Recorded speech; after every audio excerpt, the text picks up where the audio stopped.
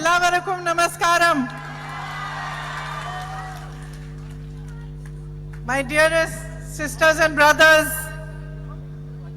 my elder brother Shri Rahul Gandhi, Shri K.C. Venugopal ji, Shri V.D. Satishan ji, Shri Murli Dharan ji, Shri Siddiqui ji, Shri Praveen Kumar ji, Shri Cheria Mohammed ji, Shri Qasim ji, Shri A.P. Anil Kumar ji.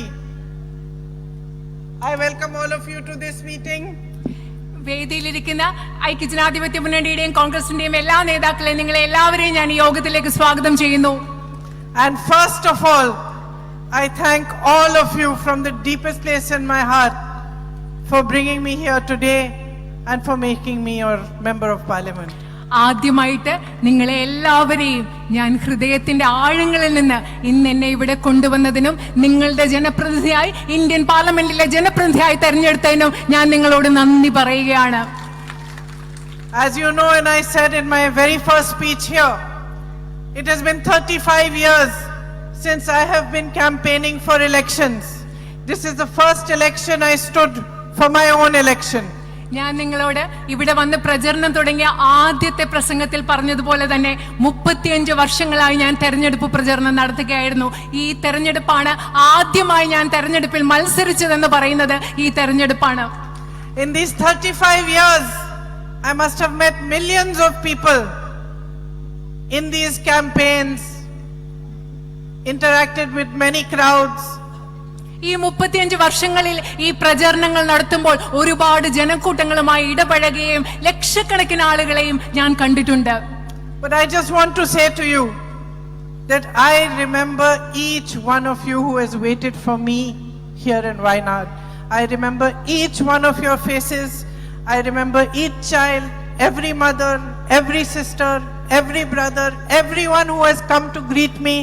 Everyone who has waited for me on the side of the streets, outside their houses, brought me a flower, given me a hug, given me a kiss. I remember each one of you. പക്ഷെ ഞാൻ നിങ്ങളോടൊന്ന് പറയട്ടെ, ഈ പ്രചരണത്തിൽ ഇവിടെ കണ്ടുമുട്ടിയ വയനാട്ടിലെ നിങ്ങൾ ഓരോരുത്തരെയും, ഓരോ കുഞ്ഞിനെയും, ഓരോ അമ്മയെയും, ഓരോ മകനെയും, ഓരോ സഹോദരനെയും, ഓരോ സഹോദരിയെയും, വീടിന് പുറത്തെന്നെ കാത്തുനിന്നവരെയും, എനിക്കുമായി പൂക്കൾ കൊണ്ട് കാത്തുനിന്നവരെയും, എന്നെ കെട്ടിപ്പിടിച്ചവരെയും, എന്നെ കുമ്മ തന്നവരെയും ഓരോ മുഖവും ഞാൻ ഇന്നും ഓർക്കുന്നുണ്ട് എന്ന് നിങ്ങളോട് പറയാൻ ഞാൻ ആഗ്രഹിക്കുന്നു. And truly from my heart I thank each one of you for what you have given me. യഥാർത്ഥത്തിൽ എൻ്റെ ഹൃദയത്തിൽ നിന്ന് ഞാൻ നിങ്ങൾ ഓരോരുത്തരെയും നിങ്ങൾ എനിക്ക് എന്ത് നൽകിയോ അതിനുവേണ്ടി ഞാൻ നിങ്ങളോട് നന്ദി പറയുകയാണ്. And the value of what you have given me lies in your love and in your trust. നിങ്ങൾ എനിക്ക് എന്താണോ നൽകിയത് അതിന്റെ മൂല്യം എന്ന് പറയുന്നത്, ആ മൂല്യം നിലനിൽക്കുന്നത് നിങ്ങൾ എനിക്ക് നൽകിയ സ്നേഹത്തിലും വിശ്വാസത്തിലുമാണ്. I am in parliament for you. ഞാൻ ഇന്ത്യൻ പാർലമെന്റിലുള്ളത് നിങ്ങൾക്ക് വേണ്ടിയാണ്, ഇവിടുത്തെ ജനങ്ങൾക്ക് വേണ്ടിയാണ്. It is your voice that I will raise. It is your problems that I will try to resolve. It is your beliefs, your values, your hopes and your aspirations that I will stand for each and every day from now until the end. Indian പാർലമെന്റിൽ ഇന്നു മുതൽ അവസാനം വരെയുള്ള എല്ലാ ദിവസവും ഞാൻ ഉയർത്തുന്നത് നിങ്ങളുടെ ശബ്ദമായിരിക്കും, നിങ്ങളുടെ ആവശ്യങ്ങളായിരിക്കും, നിങ്ങളുടെ അഭിലാഷങ്ങളായിരിക്കും, നിങ്ങളുടെ പ്രശ്നങ്ങളായിരിക്കും, നിങ്ങളുടെ ചിന്തകളായിരിക്കും. എല്ലാ ദിവസവും ഞാൻ ഇന്ത്യൻ പാർലമെന്റിൽ ഉയർത്താൻ പോവുക. Today is 4 months since the landslide in Churamala and Mundakai. ഇന്ന് മുണ്ടക്കയിലും ചൂരൽമലയിലും ഉണ്ടായ മണ്ണിടിച്ചിലും ഉരുൾപൊട്ടലും ഉണ്ടായിട്ട് 4 മാസങ്ങളായി. It is 4 months since my brother and I came here and met the victims of the landslide. അവിടുത്തെ ദുരിതബാധിതരെ ഞാനും എൻ്റെ സഹോദരനും ഇവിടെ വന്ന് കണ്ടിട്ട് ഇന്ന് 4 മാസങ്ങളായി. I have spoken about it many times. അതിനെപ്പറ്റി ഞാൻ മുമ്പ് പല പ്രാവശ്യം സംസാരിച്ചിട്ടുണ്ട്. But today I want to say that it has been an inspiration for me to see how Wayanad came together, to see how all those people who had lost so much in their lives continued to stand up, continued to fight and went ahead with their lives no matter what had happened.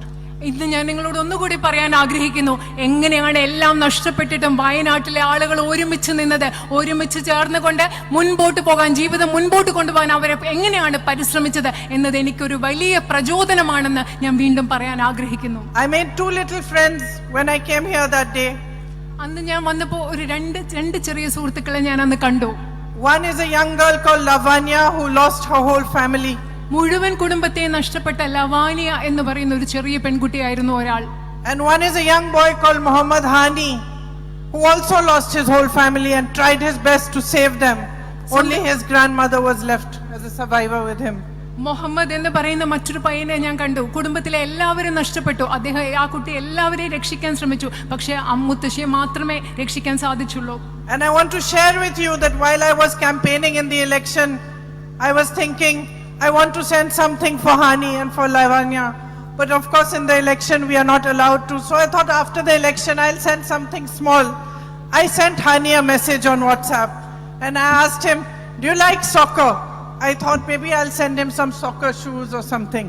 ഞാൻ തെരഞ്ഞെടുപ്പ് ആ സമയത്ത് തന്നെ അവരെ കണ്ടപ്പോൾ ഞാൻ വിചാരിച്ചു അവർക്ക് എന്തെങ്കിലും അയച്ചു കൊടുക്കണമെന്ന്. പക്ഷെ തെരഞ്ഞെടുപ്പിന്റെ സമയത്ത്, ആ സമയത്ത് പ്രചരണ സമയത്തൊന്നും പറ്റിയില്ല. പക്ഷെ ഞാൻ ഒരു വാട്സപ്പിൽ ഒരു മെസ്സേജ് ഹാനിയേക്ക് അയച്ചു, ഫുട്ബോൾ ഇഷ്ടമാണോ? ഞാൻ വിചാരിച്ചു എന്തെങ്കിലും ഫുട്ബോളിനുള്ള ഷൂകളോ എന്തെങ്കിലും അയച്ചു കൊടുക്കാമെന്ന് വിചാരിച്ചു. He said, no, I don't play much soccer. So I said, what do you do then?